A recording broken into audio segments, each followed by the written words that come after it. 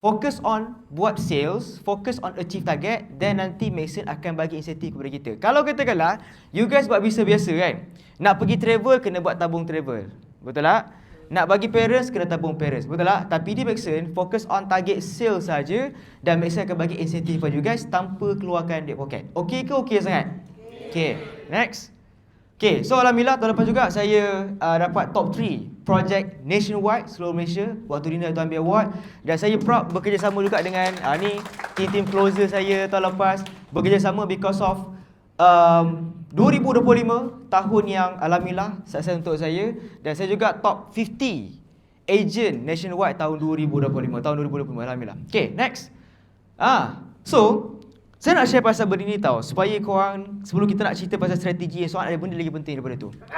Saya baru balik daripada Bangkok. Siapa yang layan Jojo fight dengan Ramadan Dash? Kau tak layan Tak layan ke? Aduh, salah audience lah.